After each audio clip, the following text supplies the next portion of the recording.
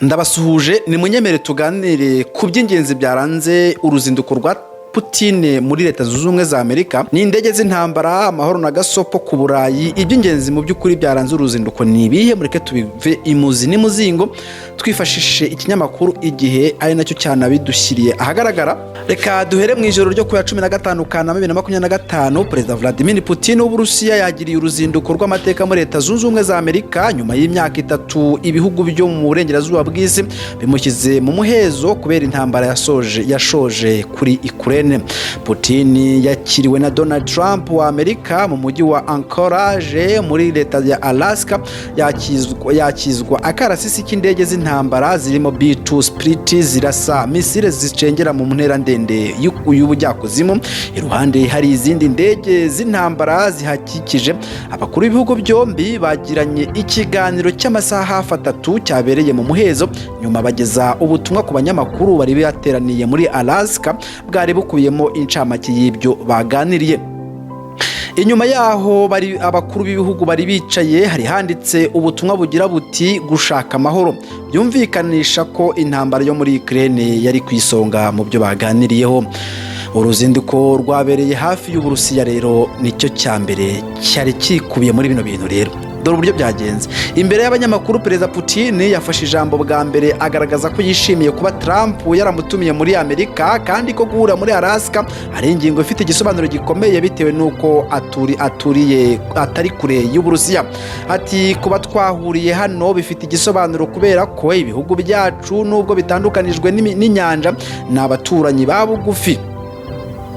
Ubwo nasohokaga mu modoka navuze nti mwiriwe baturanyi bakundwa, nishimiye gusanga mumeze neza kandi muri bazima. Mu gushimangira ko abanyamerika n'abarusiya ari abaturanyi, Putin yasobanuye ko Uburusiya na Alaska bitandukanijwe gusa n'ibirwa bibiri bya Diomede. Ati dutandukanijwe n'ibirometero 4 gusa, turabaturanyi kandi ni impamo.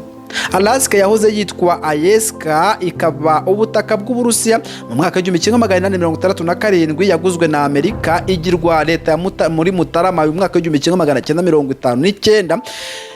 Putin yashingiye kuri aya mateka agaragaza ko iyi leta isigasiye amateka ashingiye ku muco w'Uburusiya n'Abanyamerika. Ati hari umurage ukomeye w'amateka y'Uburusiya na Amerika ashingiye ku muco, urugero amazina y'insengero za Orthodox n'ay'ahantu harenga 700 akomoka mu Burusiya. Ubwiyunge bw'Uburayi na Amerika rero. Putin yagaragaje ko nubwo Abanyamerika n'Uburusiya bahuje amateka harimo ashingiye ku muco no kwifatanya mu ntambara ya kabiri y'isi, umubano wabo wazambye mu myaka 4 ishize ubwo Joe Biden yayoboraga ya Amerika. Ati birazwi ko nta nama yigeze ihuza Uburusiya na Amerika mu myaka 4 ishize n'igihe kinini. Ibi bihe byari bikomeye ku mubano wacu kandi tubaye abanyakuri byageze ku rwego rwo hasi cyane kuva mu gihe cy'intambara y'ubutita. Ntekereza ko ntacyo byunguye ibihugu byacu n'isi muri rusange. Yavuze ko umubano wa Amerika n'Uburusiya ukwiye gusubizwa mu buryo vuba, ibihugu byombi bikifatanya mu bikorwa biteza imbere. Agaragaza ko inama yagiranye na Trump muri Alaska yongereye icyo cyizere. Yagize ati ngewe na Perezida Trump twagiranye ibiganiro bitaziguye, twavuganye inshuro nyinshi, dusasira inzobe kuri telefone, kandi intumwa yihariye ya Perezida Witkoff yagendereye Uburusiya inshuro nyinshi. Putin yasobanuye ko abajyanama b'impande zombi ndetse n'abaminisitiri b'ububanyi n'amahanga Sergei Lavrov w'Uburusiya na Marco Rubio wa Amerika bakomeje gukorana kugira ngo bagarure uyu mubano. Ukraine ni igihugu cy'abavandimwe. Perezida w'Uburusiya Vladimir Putin yagaragaje ko intambara yo muri Ukraine iri mu mpamvu nyamukuru zatumye umubano w'ibihugu cyane Amerika uzamba. Ashimangira ko kugira ngo ihagarare bisaba gukemura impamvu muzi yazo. Ati ikibazo cyo muri Ukraine gikomoka ku bibazo bibangamira umutekano wacu. Dusanzwe duha agaciro igihugu cya Ukraine kandi nabivuze kenshi ko ari igihugu cy'abavandimwe. Muri ibi bihe byakumvikana nk'ibidasanzwe, ariko duhuje inkomoko kandi biri kuba byose n'ibyago. Ni igisebe cy'umufunzo, bityo rero igihugu cyacu gishaka guhagarika icyo kibazo. Putin yasobanuye ko kugira ngo amakimbirane ya Ukraine n'Uburusiya ahagarare mu buryo burambye, impamvu muzi zayo zigomba gukemuka ku mugabane w'Uburayi hagashingirwaho umutekano udashobora kubangamira Uburusiya. Perezida Volodymyr Zelensky wa Ukraine yagaragaje kenshi ko igihugu cye cyifuza ko hashyirwaho ingamba zatuma icyizere umutekano mu buryo zatuma igihugu cye cyizera umutekano mu buryo burambye. Ibyo Trump yabyibukije Putin mu kiganiro cyabereye muri Alaska. Putin yabwiye abanyamakuru ko Uburusiya bwemera ko ari ngombwa ko hashyirwaho ingamba zatuma Ukraine yizera ko umutekano wayo utazahungabana, kandi ko ikiganiro yagiranye na Trump kigiye guharura inzira igana kuri iyo ntego. Yagize ati, ndemeranya na Perezida Trump ko ibyo yavuze uyu munsi ko umutekano wa Ukraine ukwiye kubungabungwa kandi twiteguye kubikoraho. Nizeye ko ibyo twumvikanyeho uyu munsi bizatuganisha kuri iyo ntego, biharuye inzira iganisha Ukraine ku mahoro. Ubusanzwe Uburusiya bugaragaza ko kugira ngo buhagarike intambara muri Ukraine igomba kwemera ibyifuzo birimo kubuharira ubutaka bwayo bugenzura kuva muri Gashyantare ya 2022. Ibyo Trump yabikomojeho mbere y'uko uhahura na Putin, ariko Zelensky yabitewe utwatsi.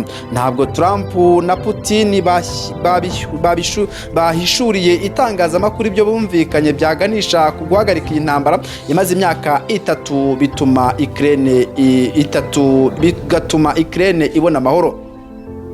Umubano rero ku Burayi cyangwa se umuburo ku Burayi. Kuva Trump yasubira ku butegetsi muri Mutarama 2025, yashyize imbaraga nyinshi mu biganiro bigamije guhagarika intambara muri Ukraine, agabanya ubufasha Amerika yahaga Ukraine kuko yavugaga ko ari bwo bukomeza kuyenyegeza. Ibihugu by'i Burayi birimo Ubwongereza n'Ubufaransa byiyemeje gukomeza gufasha Ukraine hagamijwe kuziba icyuho cya Amerika. Gusa Uburusiya bwamaganye gahunda yabyo, bugaragaza ko izatuma intambara irushaho gukaza umurego.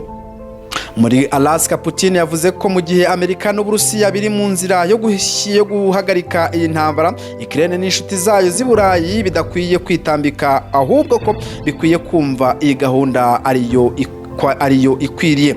Ati, twizere ko Kiev n'ibihugu by'i Burayi bizakira imirimo iri gukorwa mu buryo bwubaka kandi bitazayidobya, bitazagerageza ibiganiro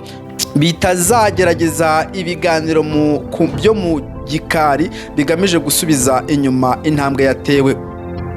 Putin yatangaje ko mbere y'uko atangiza intambara muri Ukraine mu mwaka wa 2022 yabanje kuvugana n'ubutegetsi bwa Biden abusaba kudakora ikosa ryateza ibibazo bitazagira igaruriro, ariko bamwimye amatwi. Ubwo yasobanuraga uburyo ubutegetsi bwa Biden bwiyemeje gushyigikira Ukraine, buyizeza ko ishobora gutsinda Uburusiya mu gihe bwayishozagaho intambara, aho kuyashishikarije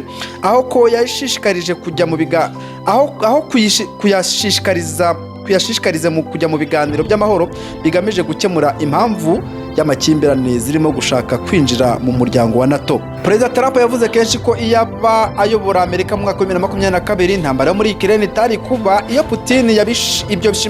Putin yabishimangiye agaragaza ko Trump ari umuntu ushyira imbere ibiganiro by'ukuri n'ubufatanye. Trump yiyemeje guhamagara Zelensky n'abo muri NATO. Noneho ni kimwe nabyo mu byagarutsweho muri iyi nama. Trump yabwiye abanyamakuru ko we na Putin bumvikanye ku bintu byinshi, kandi ko nyuma y'iki kiganiro bagiranye ateganya guhamagara vuba abafatanyabikorwa bose barimo Zelensky wa Ukraine ndetse nabo mu muryango wa NATO. Yagize ati, ndahamagara NATO vuba, mpamagara abantu batandukanye ntekereza ko bakwiye kandi birumvikana. Ndahamagara Perezida Zelensky mbabwira ibyerekeye inama y'uyu munsi, irabareba rwose. Ngiye gutangira mpamagare abantu mbabwira ibyabaye, ariko twagize inama nziza kandi ingingo nyinshi twazumvikanyeho. Hasigaye ingingo nke, zimwe ntizikomeye, imwe yo ishobora kuba ikomeye, ariko dufite amahirwe menshi yo kugera aho twifuza. Trump yavuze ko Putin uvugwa mu binyamakuru atandukanye n'uwo yiboneye n'amaso ye, amwita umuntu w'ikirangirire, bigaragara ko akomeye iyo ari kumwe n'abandi bantu. Yasobanuye ko intambara yo muri Ukraine ipfiramwo abantu bari hagati y'ibihumbi 5 n'ibihumbi 7 buri cyumweru, bityo ko we na Putin bagomba kuyihagarika. Ati kandi Putin ashaka kubibona nk'uko nanjye mbishaka. Biteganyijwe ko nyuma ya Alaska mu gihe kiri imbere Trump nawe azahurira na Putin mu murwa mukuru w'Uburusiya Moscow, bakomeze ibiganiro bigamije guhagarika intambara yo muri Ukraine ndetse n'ubufatanye bw'Uburusiya na Amerika. Murumva ko rero aba bategetsi bombi babyarageje kuganira bikomeye, ndetse Trump na Putin bagakomeza cyane ku cyagarura amahoro muri Ukraine. Ni nadusoreje iki kiganiro cyangwa by'umwihariko inkuru nababwiraga yihariye. Mukomeze mugire ibihe byiza, Imana ikomeze ibahaze uburame. Ciao ciao.